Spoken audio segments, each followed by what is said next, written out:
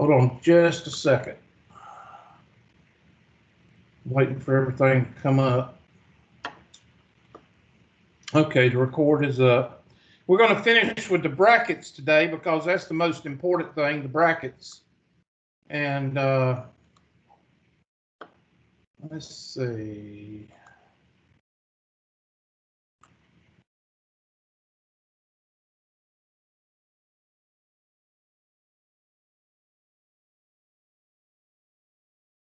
Okay.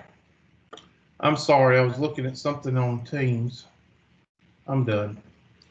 All right, so we learned about the brackets. I'm going to show you. Let's go ahead and write down this problem. This is one that we did the other day, so it's probably already in your notes. Let me go ahead and make it big. I want you to write down, this is pretty much what you would see on a test. Karen's gross income is the sum of all her income, which means the sum of her wages and her interest. So her gross income is $38,600, and she might get $750 from her mother or something. Okay, so her gross income is $39,350. Now we talked about expenses and deductions. She made a $1,200 contribution to a tax deferred retirement plan, so that's going to be a subtraction because that, remember, anything you write a check for, that is subtraction. Anything that you deposit a check for, that is income. So that's going to be subtracted. So that's going to be $39,350 minus $1,200, which is, of course, that was not correct. I think we said that was $38,715. Somebody verify that for me. Or was it $38,150 or $750? Which one was it? $38,150. Okay, $38,150. So right now, her adjusted gross income is $38,150. Now we're going to take that $38,150 and we're going to subtract exemptions and deductions. Exemptions and deductions mean how many people live in the house and how many people you pay for, and also what do you spend your money on as far as mortgage, loan, student loans, gasoline to go to work or fuel, stuff like that. And that's going to be the next page. Most people go with the standard government deductions because they are usually higher, because you want to go into the brackets with low money. Okay, you want to go into the brackets with as least money as possible. So that's why you see people do a lot of fudging. In other words, they buy a tiger and they call it a dependent, okay, because they feed it. Okay, you can't buy a tiger, even though I wish I had a tiger. I can't buy a tiger and call it a dependent. You can't call your dog a dependent, okay? That's the kind of things they, you know. So anyway, there is the standard deduction and exemption, and that's on the brackets. You'll see that in just a minute. So that $27,750 is taxable income. That is what you call taxable income. That's what goes into the brackets. So I'm going to go to the next page. Well, I'm going to actually get out of this, and we're going to stop at that $27,750, and we're going to go down to the brackets. Now, I told y'all to make a index card of this, which I know only 2 or 3 of y'all did. The rest of y'all didn't. But we're going to go to this bracket. All right. Now, she's filing single. She's filing single right there. So there is her standard deduction and her exemption. Let's say she's single and she don't have any kids. Well, she can't claim 2 dependents if it's only her that lives in the house. Okay, she can't do that.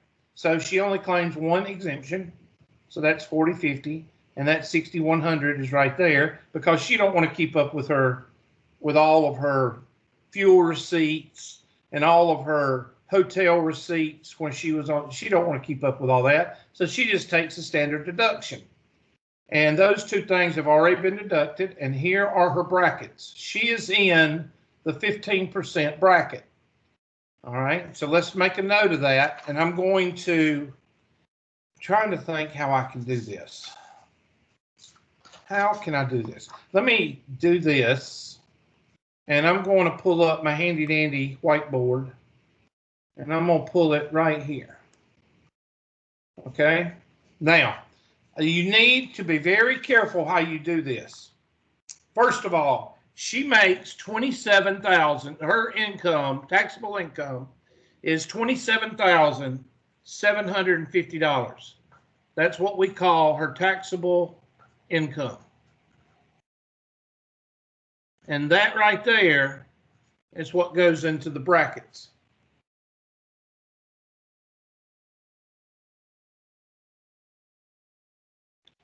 So the brackets are above the whiteboard here.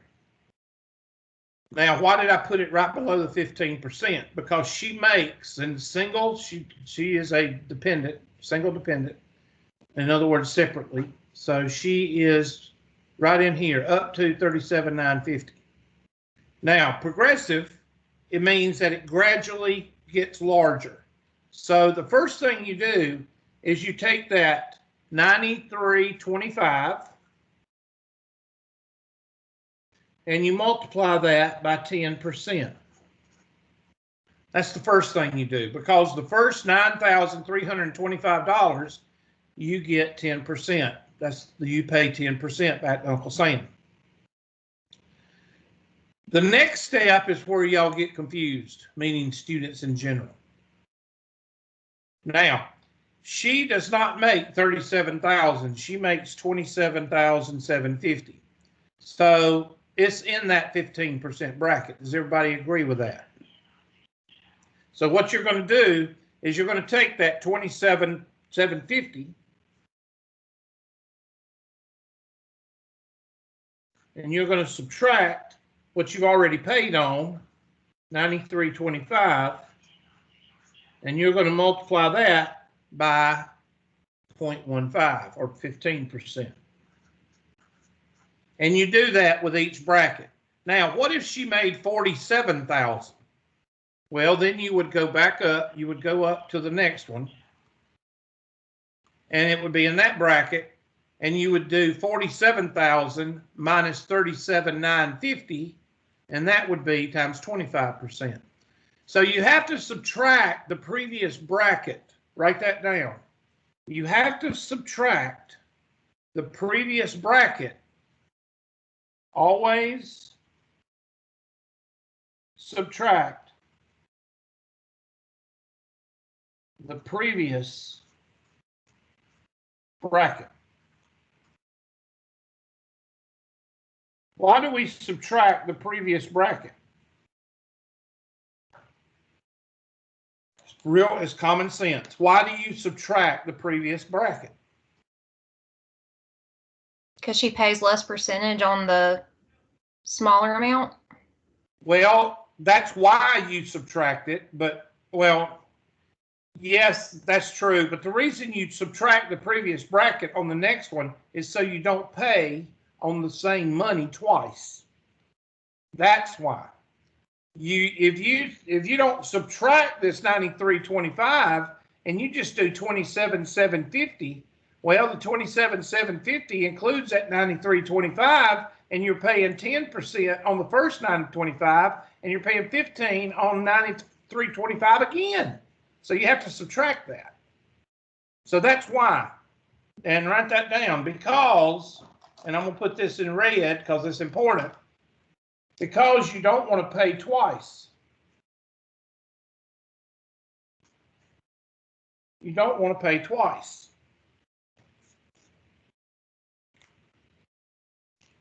And that's why you subtract the 93, the previous bracket. And we're going to do a couple of homework problems so that therefore you can see that you always subtract the previous bracket. All right, so now you just got to do this math. Now the first one's easy. Okay, whenever you multiply by 0.10, you're going to move the decimal one place to the left. So that's what? 932.5.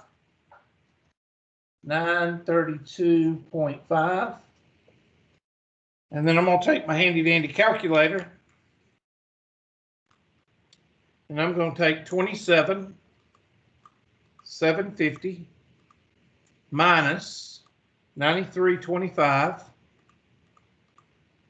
And I'm going to multiply that by 0.15. And I'm going to add those two together. Plus, I'm going to add 932.5 plus 932.5.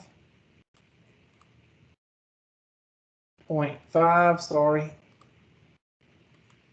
And that gives me 36. So I'm going to equals, let's see, what is that? 2763.75. 2763.75. And that gives me a total of 3696. 3696.25. Now, that 3696.25 right there, that's what you owe Uncle Sam. Now, if you bought a solar panel for your houses, or if you bought a electric car and you get $1,000 credit, that's where the $1,000 credit would come off of. Credit comes off of what you owe Uncle Sam. All right. So if you make $27,000, you're going to owe Uncle Sam $4,000. Okay, give or take a few pennies. So let's see what percentage that is. 3696.25 divided by 27,750. Let's do that to see what the final outcome is. So 3696.25 divided by 27,750.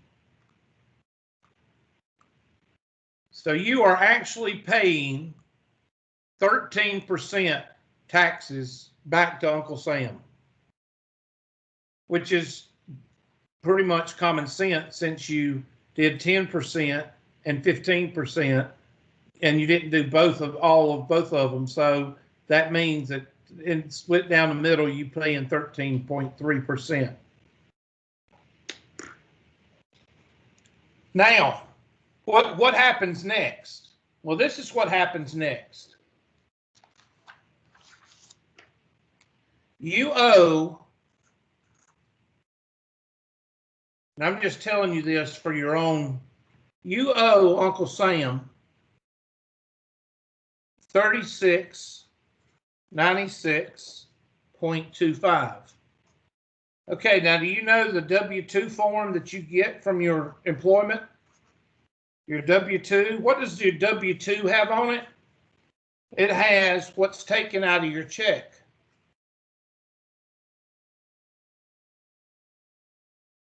Everything taken out of check. Your insurance, but it's got it in places where the accountant or the person doing your taxes can pull out what we call FICA, federal, state, and FICA. And that, let's say that you do this and it comes up to be $4,000. Let's say that what's come out of your check is $4,000. Well, what is 3696.25? And you owe, that'd be a negative, because you owe Uncle Sam 36.25, whatever. And your FICA, by your W-2, you have taken $4,000 out of your check. What's the outcome? Well, you go to your handy dandy calculator and you do negative 36, because you owe 3696.25 plus $4,000. And what does that mean? You're going to get a tax return. You're going to get a check back from Uncle Sam for $303.75.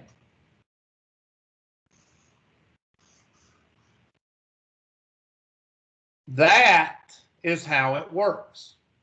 Okay? This right here, time for magic markers. This is what you owe. And since I can't use black to highlight because it's red and black, you know, that's in the, you know, oh, shut up. I'm going to use green verde. And you have out of your checks, you're going to give Uncle Sam $4,000. You've given Uncle Sam for the last year in your checks $4,000.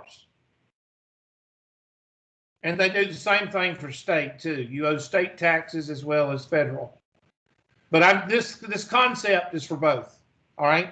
So you take that, what you owe, and you apply what you've paid. And that means you get a check back for $300. Now there's a rule that I tell y'all to live by. It's one of my 5 top rules, and I'm trying to find the pink highlighter. There it is. 5 top rules. And the 5 top rules, one of the 5 top rules, you know, nothing's free. I think this would probably be the second or third one. We are a product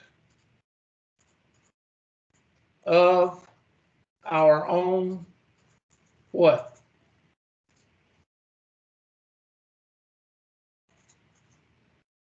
Decisions. Now, what the heck does that have to do with what we're talking about right here? Well, there's several decisions here. One is you need to plan to get you a good job. All right, that's up here. You need to plan to get a good job. And I don't mean underwater firefighting or gender studies or some of that other crap. All right. Now, let me rephrase that. Firefighters, that's a good profession. I'm not talking about firefighters. I'm talking about underwater firefighters. Y'all understand? In other words, if you plan to get a degree in underwater basket weaving, how about that? Then you ain't going to get a good job. All right. Plan for a good job. That's the first thing, because you're going to have to bring in some money to pay your taxes. Now, what's the second thing? Well, the second thing is right here. You need to make sure when you get a job, they're going to take you down to human resources, and human resources is going to say, okay, how many dependents you want? Well, if you are married, then you claim 2 dependents, because that way they take out more money out of your check, so that will go toward this money right here. Okay, now if you want more, okay, nothing is free. That's the number 1 rule. Nothing is free. Okay, if you want more money, that's the number 1 rule.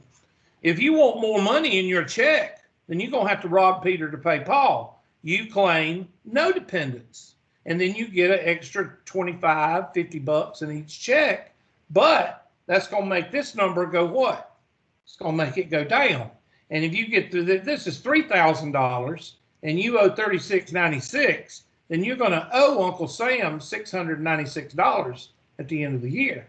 That's how it works. And a lot of people don't understand this is real life, not just real life as far as taxes.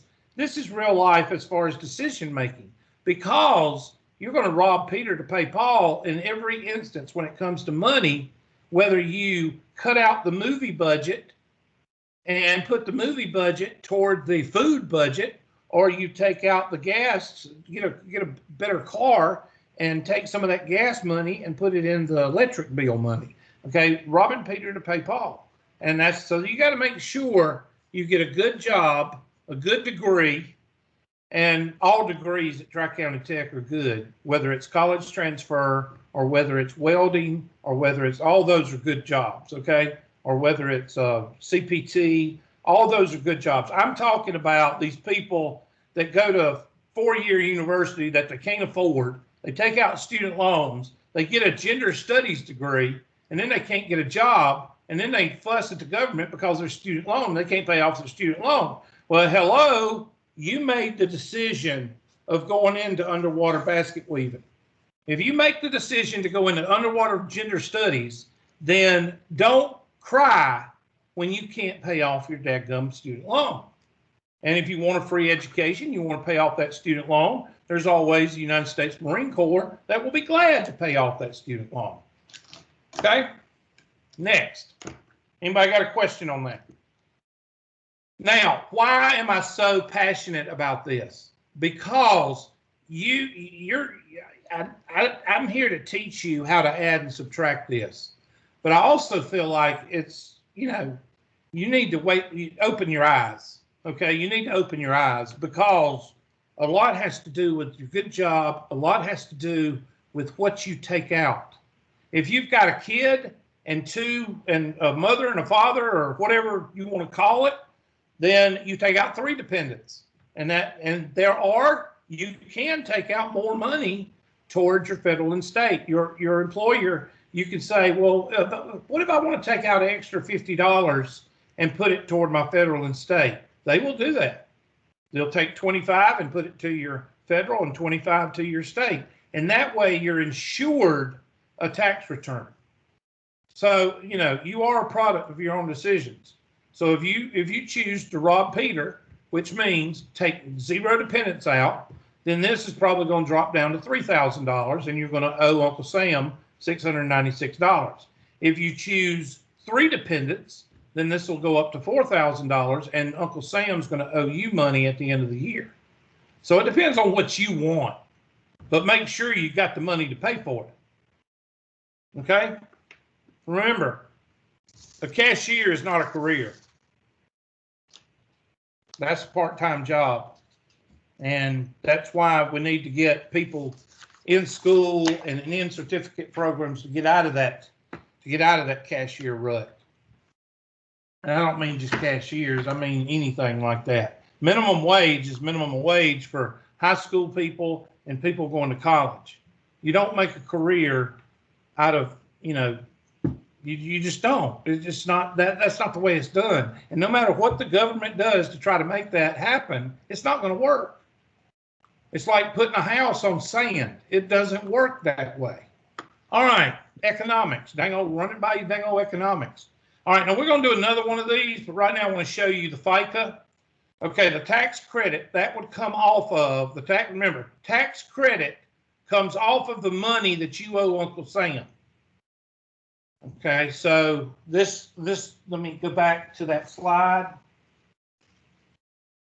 And I'm going to color this blue. I don't know, there's no real, purpose for blue. But this highlighted blue right here, after you go through the brackets, that right there is where you take the tax credit off of. So after brackets. So let's put in blue right here. Let's put after bracket, because that means that's where you take the tax credit off of, after bracket.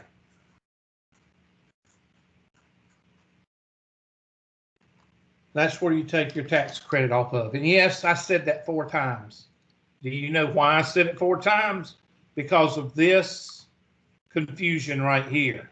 A tax deduction comes off of your paycheck. A tax credit comes off of after bracket. Comes off of the money that you owe Uncle Sam. That is a test question. Now, I'm not going to say these are standardized test questions, because most standardized tests don't have these on there because they don't want you to learn this stuff. That's my opinion. Does not reflect the opinions of Tri-County Tech or any employee. That's your opinion. So the tax deduction, would that be before the brackets? Yeah, the tax deduction is is right, hold on a second. The tax deduction is right before you go into the brackets. It's Okay, up here. Remember, we took off the deduction and the exemption, right? Let's see. Let me go back and I'll show you. If I can find it. There it is. Here's her income, $38,150, and you look up the tax deduction and the tax exemption, and you take it off, and there's the $2,750. That's what went into the brackets right there. So it's always before you go into the brackets, before you take off the tax exemption and the tax deductions. Okay. All right. So that's the difference between tax credit and tax exemption or whatever. And we're going to talk about the FICA tax. Well, I don't know if they're going to talk about it. There it is. Let's see. Yeah. Okay, write down 7.65. FICA is equal to 7.65. Now, I don't know if that has changed. I'd have to look that up. I'm going to look it up right quick. And let's see if FICA has changed. FICA tax. Let's look it up. Because this is an old book. They're fixing to change it. So that's why it's got old stuff in it. FICA tax. Well, let me do FICA tax 2020. That's just last year. The FICA tax, yep, it's still 7.65. All right. So what do you do with that? Well, I'm going to show you. The FICA tax is multiplied by your taxable income. Okay. Wait a minute. Yeah, taxable income. So whatever your taxable income is, at first you're going to multiply 7.65 times 1989. I meant times 26,000. This is a different example. Okay. Now I'll show you where that's taken off. Now here, that's her income. That's her, it should say her net gross income. There it is. Her gross income. Okay. So if you want to put this down, you would just say that the FICA tax is equal to your FICA adjustment is going to be your gross income. Gross income, remember, is what you signed the contract for. Okay, it's not your paycheck. People say, I make $500,000 a year. That's their gross income. Okay. All right. Gross multiplied by the FICA tax. And that FICA tax is 7.65%, or you got to move it 12.0765.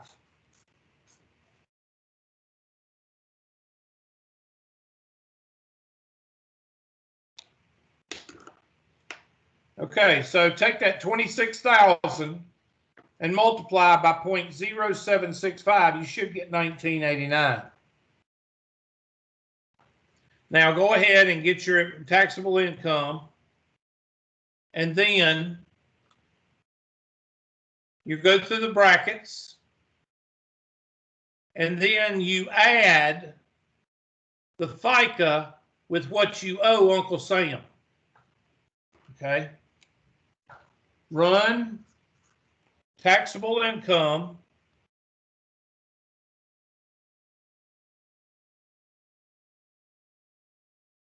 into the brackets. Then add what you owe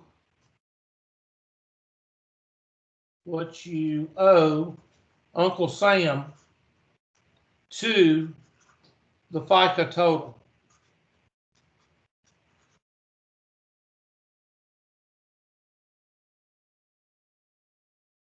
Okay, now once you run the taxable income through the brackets, and then you get that 37. A while ago, we got 3696.25. That's where you add the FICA to what you owe Uncle Sam. Now, the FICA may be offset by a tax credit. Okay, so you might have, in this case, you know, you might have, let me go back, you might have 1989 for a, but it may be taken out by $2,000 tax credit. I'm sorry, yeah, which one? That's 1954. Okay, where did they get? Wait a minute, I'm trying to find out. One of these, that's supposed to be, this is supposed to be 1954. Hold on a second. Yeah, 1989 is your FICA. They made another typo. Okay, 1989 is your FICA. Why did they? That is the taxable income. That should be 1954. I don't know. I don't know what they're doing there. That's supposed to be 1954. Somebody add up. Let's see. 10 times. Okay, somebody add up 10% times 93,250 plus 6275 times 15. Because I don't know where they're getting that number. Let me do it too, because, well, that first one's going to be 932.5. So 932.5 clear. 932.5 plus parentheses 6275 times, is it 15%? Yeah, 0.15, close parentheses, 1874. So look what they put. They put 1954. Somebody must have been drunk that did these PowerPoints. That 1954 is supposed to be 1874. Y'all see that? That's a typo. So y'all need to make that, change that. And you add, now, if you have a tax credit, that tax credit may annihilate that 1989. So that's why people are always looking for tax credits. Whether it's, you know, buying their dog a dog house with air conditioning, or whether it's buying a electric car, or whether you're putting solar panels on your house. They're always looking for a tax credit to annihilate the FICA tax. Okay?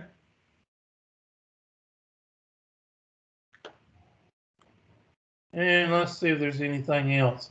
I'm not going to test you much on the FICA tax. I'm going to test you on running it through the brackets. That's what I'm going to test you on. Now, what if you have stocks? And these are just SAT questions / definitions. I probably won't ask you this, but it's good for you to know. Every month, if you have stocks, every month or every quarter, the company, let's say that I own stock in, I can't think of any of my stocks right now. Gosh, I can't think of any of them right now. Any of them that y'all would know. Okay, Target. I've got stock in Target. All right, let's say that after the first quarter, Target had a profit of $1,000. Well, they're going to take that $1,000 profit on their stocks, and they're going to divide it to how many stockholders they got. It may come up to 2 pennies, but that is what you call a dividend. Now, if I own 100,000 shares of stock in Target, then my dividend is going to be bigger. Dividend is considered income. Dividends are considered income. Capital gains, profits from the sale of stock.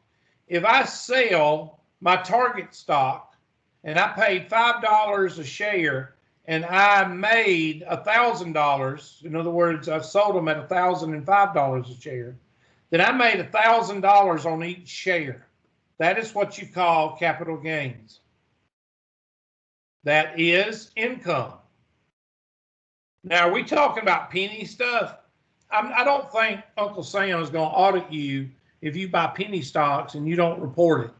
I think, the big boys, people that buy thousands, hundreds of thousands of dollars worth of stock, that's where you get into capital gains. You have short-term capital gains, and then you have long-terms, and that's pretty much self-explanatory, but there's still capital gains. Okay? So if I buy Target stock today and I sell it at the end of the month, that is short-term capital gains. Long-term, I sell it next year after March, what is this, April? After April 2nd, then it's considered long-term. These are just definitions that you should know for the real world. Make sure you learn them.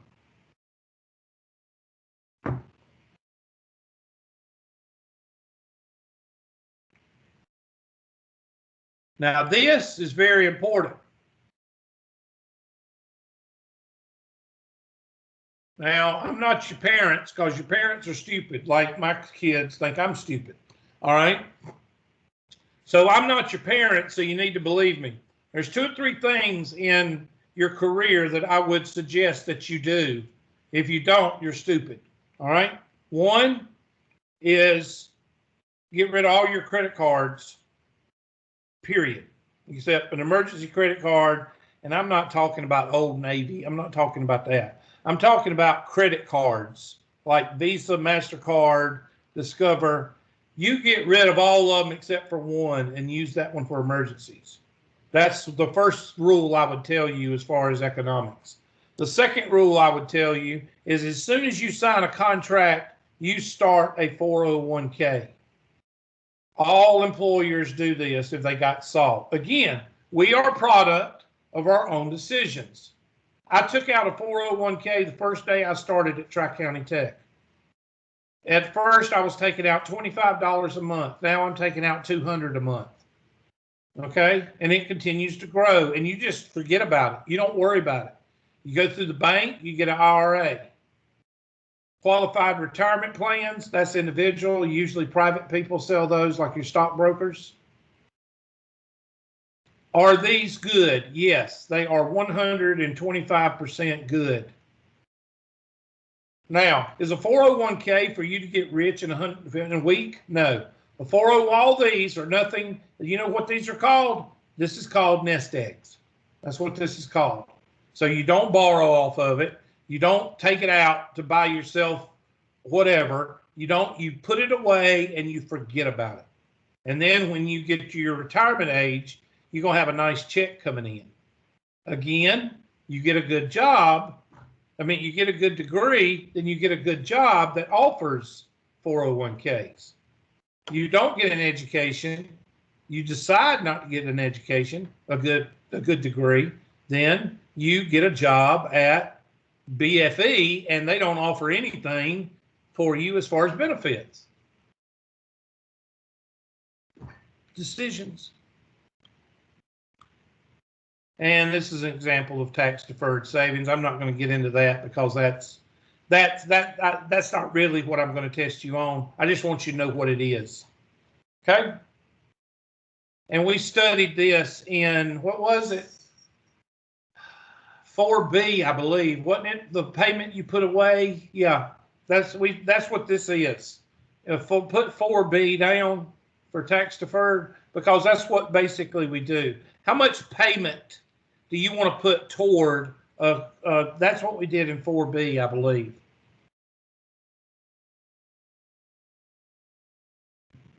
Okay, I hate to tell y'all this, but that's it.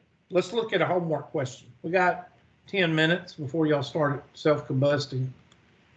So let's look at a homework question and let's pull up and I'll show you what a good test question looks like.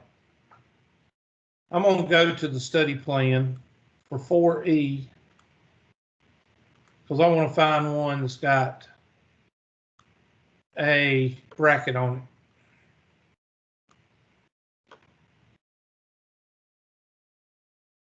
Well, I'll be dang. I'd like to get one that's short and sweet, so I'd like to get one that's separate. Y'all can do the joint households. Now, there are a couple that compare, and it takes a few minutes, and you actually have to do it, but you're going to be all right. Let's see. That's head of household. Head of household, married, filing separately. Okay, just give me a separate. There we go. All right. Compute the gross income, adjusted gross income, and taxable income in the following situation. Use the exemptions and deductions to blah, blah, blah. Explain how blah, blah, blah, blah, blah. A man is single and earned wages of $56,700. He had $49.70 in itemized deductions from interest on mortgage. Okay? So write that down. You don't need to write down all that up here. Just write down a man is single and earned wages of $56,700.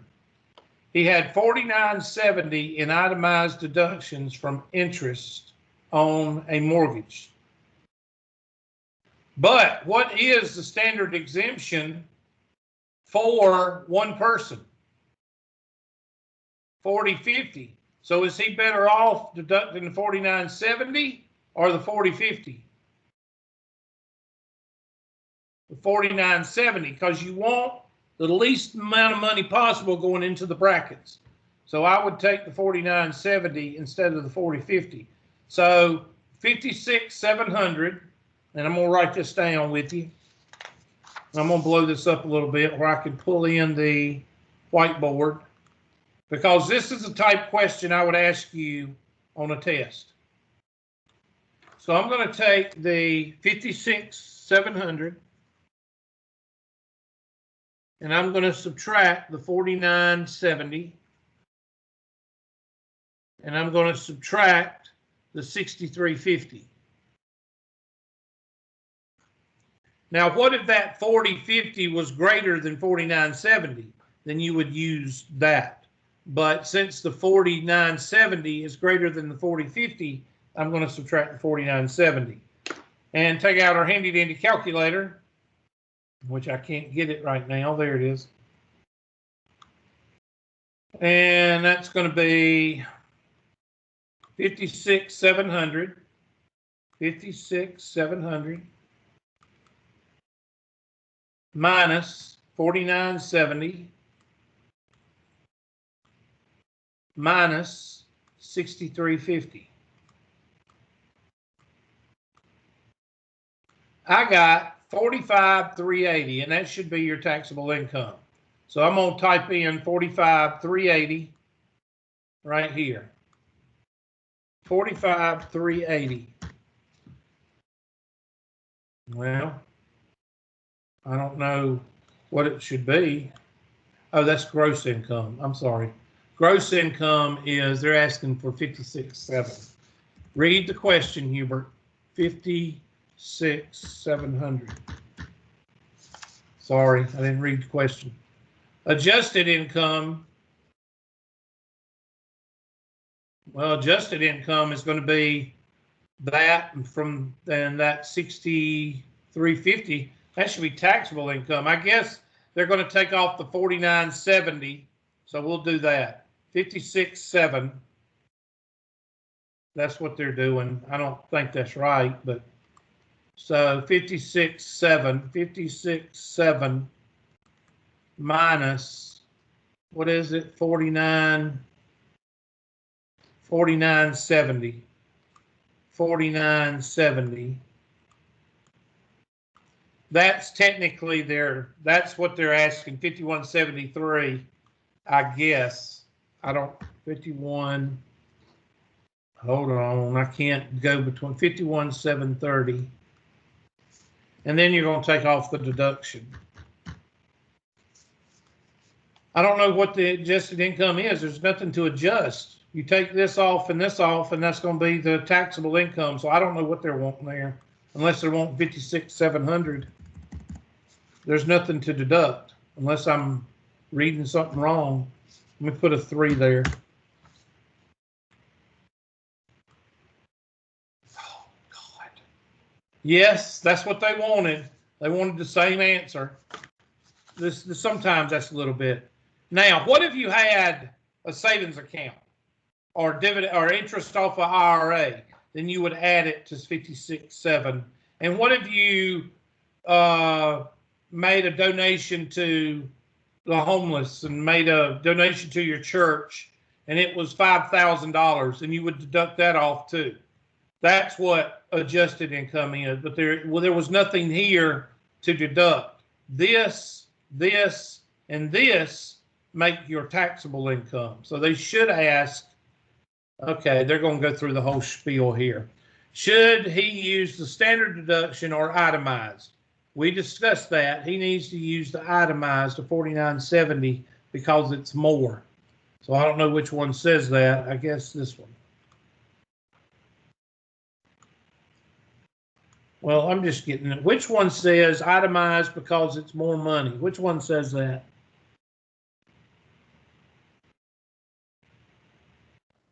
I think it's C. No, it wouldn't deduct less money. Oh, yeah, it would from his taxable income. He should use the standard deduction. Oh, the deduction. I thought they were talking about the exemption. I'm sorry. That's fine. I wish they'd quit asking questions and just let me put in the, okay, taxable income. What did we get? We got 51.7, no, is that? We got 45,380. They just asked me that. 45,380. There. Oh, great. I guess that's why I'm not a damn accountant. 46,300. I know what they did. They took this deduction. That's not what you do. You take the deduction that takes more off. That's an error. Sarah is married, but she has a husband and files separately. Her salary was 46,800, and she earned 45 in interest. What is this? Is this another problem? I want to go back to that problem. That problem's not right. Is this the problem? Yeah. Is this it? What happened to our problem?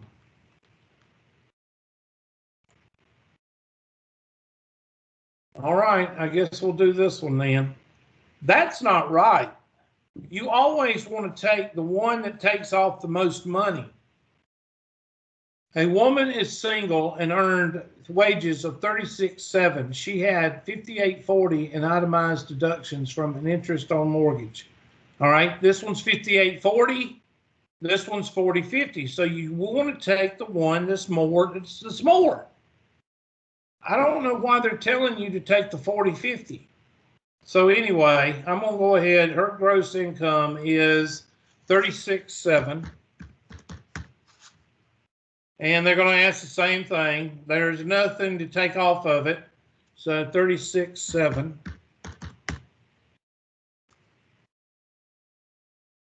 And this is where I disagree. What's the use in taking off the deductions if you're going to take off the lesser one? That don't make any sense. She should use, okay, this is the deduction. Okay, it's deduction. Okay, she don't have a deduction. Okay, I'm sorry. I read this totally wrong. 5840, is it more than 6350? I was pointing to the 4050. I'm sorry. Is the 5840 more or less than 6350? It's less. Thank you, class. So therefore, you're going to use the 6350. So we're going to use the standard deduction because 6350 is more than 5840. I was looking at the exemption. I'm sorry. All right. So you would say she would use the itemized deduction because it would deduct more, D, from the taxable income. I apologize. I was looking at this number. Well, still got it wrong. She'd use the standard, right? Standard, yeah, I read it wrong. I'm not good at reading. There we go. All right, I'm a guy, I can't read. Her taxable income, now I'm going to get this one right because I'm going to look at the right one this time. We're going to take out both of these. So that's, look at that. Is that, let's see, that's $10,400. Somebody look at that and tell me if that's $10,400. So that's going to be $36,700. $36,700 minus, I think I said $10,400, didn't I? That's going to be your answer. $26,300. $26,300. And that's it. That's the kind of question I'll ask. Now, that taxable income right there, that $26,300 goes into the brackets, which would be 15%. But they're not asking you to do that. That's the question I was trying to get us. So let's see if we can find one where we actually go through, and I'm probably out of time. Yep, I'm out of time. All right, this is what we're going to do. We're going to finish 4E and probably go over the test Monday. Everybody with me? So that means the 4E homework will probably cut off Wednesday. So I'm just letting you know. And I've already taken, I can't take the roll on Friday. So y'all have a good day and a good weekend. And I'm glad y'all got to see me today. Bye-bye. Bye. Anybody need to stay and ask questions, stay and ask questions.